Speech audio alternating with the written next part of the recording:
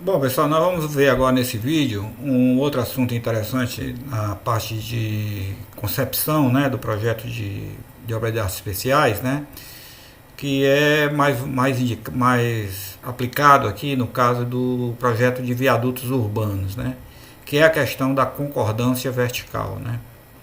Esse assunto ele é abordado também naturalmente na disciplina de projeto geométrico rodoviário, né?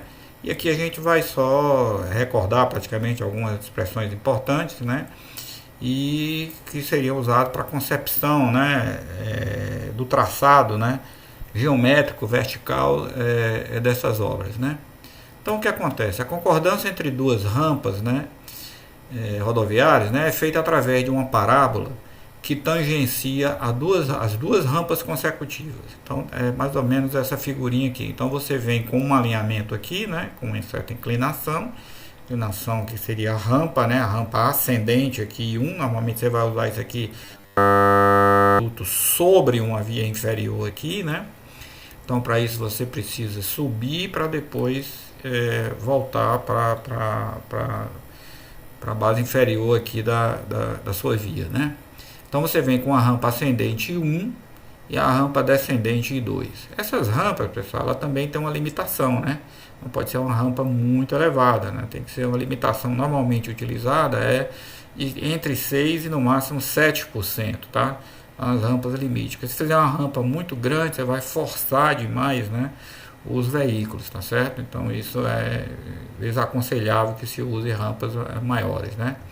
Embora haja uma tendência ou haja a vontade, né, de querer fazer rampas maiores para minimizar, vamos dizer assim, o trecho em curva vertical aqui, ok? Mas parábolas mais côncavas, né, com maior concavidade aqui, com maior curvatura, melhor dizendo, né, de forma que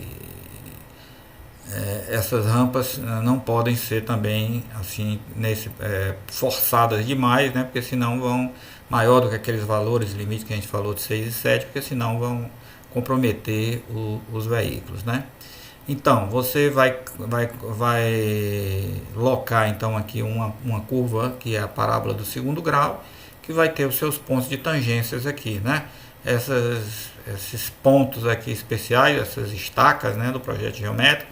Então, também recebe denominações que você já conhece, o PCV, né, ponto de curva vertical, o PIV, que é exatamente no ponto aqui do encontro das duas rampas, né, e o PTV, que é o outro ponto de tangência, tá, do outro lado aqui. A projeção, né, de cada, então nós temos a construção da parábola aqui, esse aqui, primeiro trecho do PCV ao PIV é o primeiro ramo da parábola, que a gente chama. Do PIV ao PTV seria o segundo ramo da parábola. A projeção dessas parábolas então seria y1 e y2, tá? Esses valores podem ser diferentes, né, entre si, o y1, y2, o i1 e o i2, né? Não há necessidade. A parábola absolutamente simétrica, né, é aquela em que o i1 é igual ao i2, né, em valores de módulo, né, por exemplo, mais 5, menos 5. E a projeção y1 e y2 também são iguais, né? Os dois ramos têm a mesma projeção, então seria a parábola absolutamente simétrica. Ok? Outro parâmetro importante aqui é a flecha da parábola, que não está comentado aqui, que é essa distância do PIV, né, até esse pontinho aqui da parábola. Seria, né, exatamente essa extensão, né, daqui para cá. Certo? Seria o Ezinho da nossa parábola. Ok?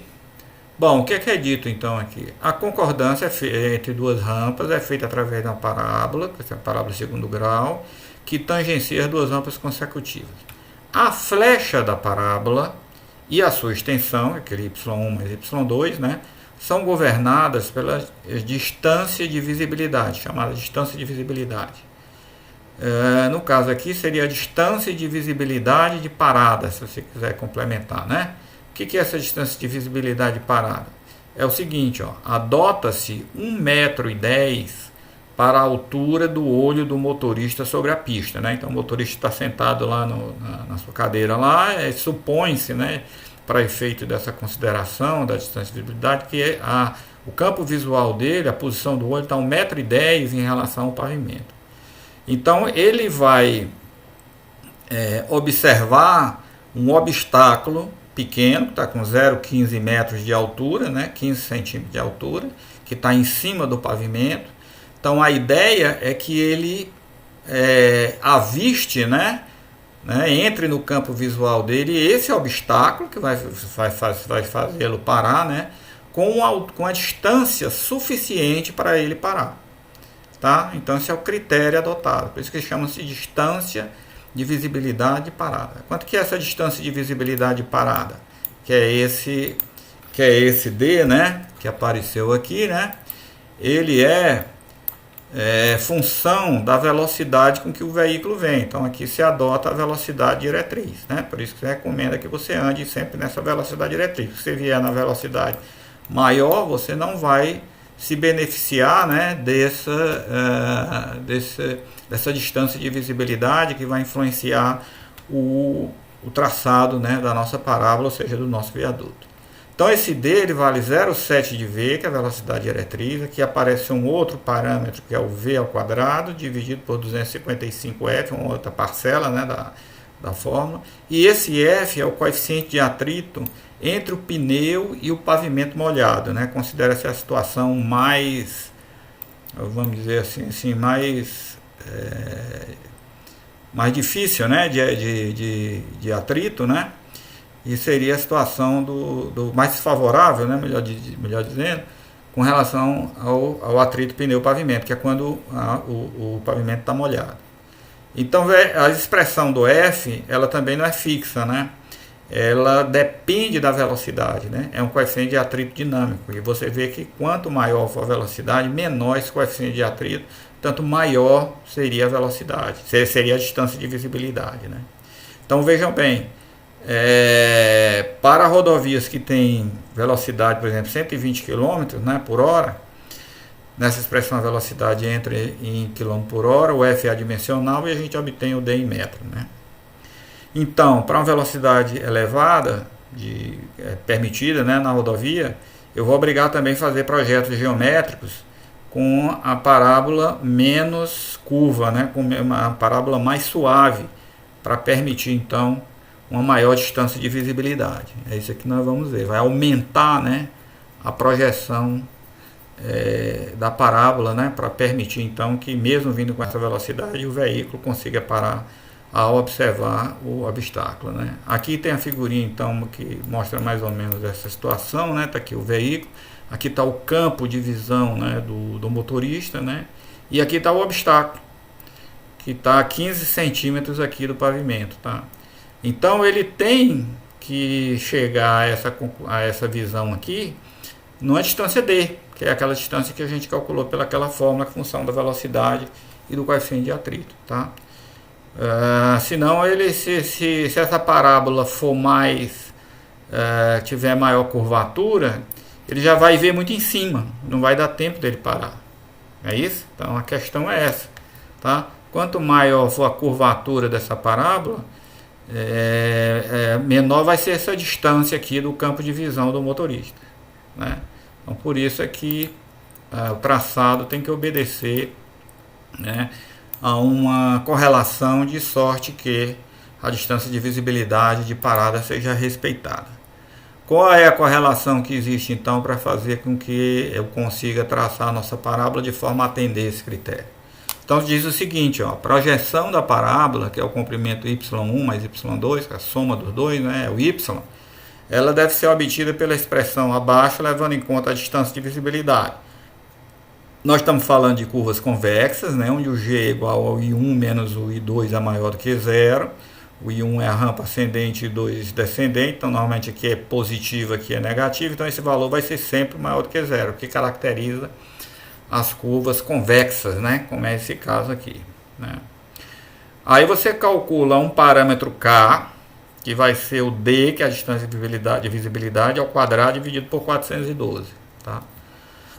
Esse K multiplicado pelo G, que é a distância, que é o grau, né, da curva, né, diferença algébrica entre as rampas, você tem a projeção da parábola. Então, qualquer parábola que você construa e que tenha essa projeção, tá? Y1 mais Y2, dentro aqui dessas duas rampas Y1 e Y2, que já são I1 e I2, né, que são conhecidos, vai atender essa questão da distância de visibilidade, ok?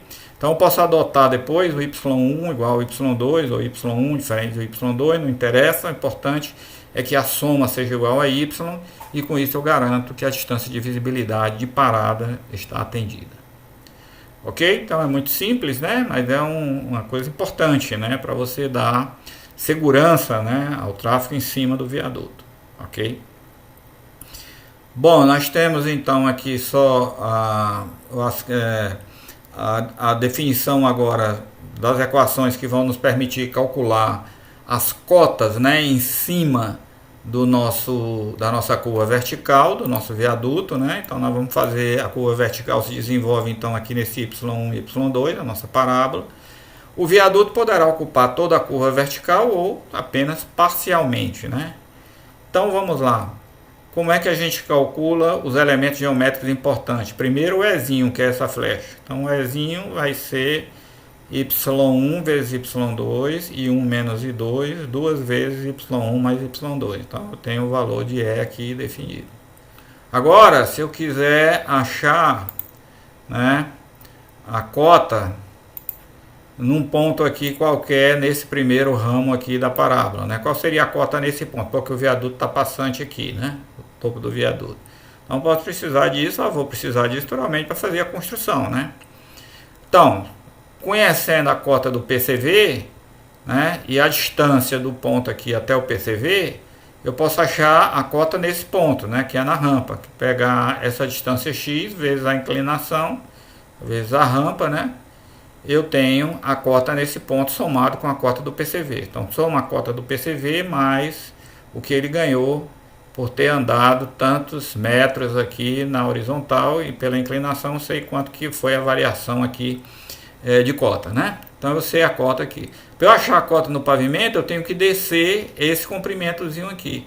Quanto que vale esse comprimentozinho? Que vai da rampa, né, até a parábola. Então tem essa expressãozinha aqui. Se eu tiver no primeiro ramo, ele vale o E dividido pelo Y1 ao quadrado, então isso aqui é conhecido, vezes X ao quadrado. Quem seria o X?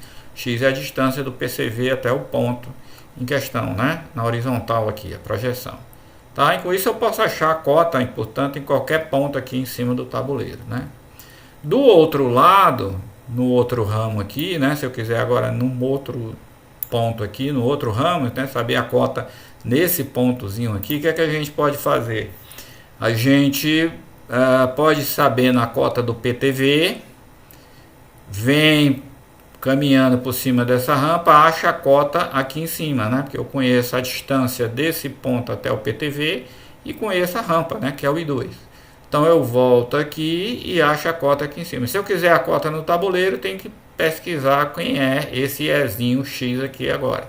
Então no segundo ramo, o E de X vai ser Y2, né? Porque está no segundo ramo, é o Y2 ao quadrado vezes X ao quadrado. Só que x ao quadrado agora vai ser a distância não mais ao PCV, mas sim ao próprio PTV, né? Que é esse pontinho aqui.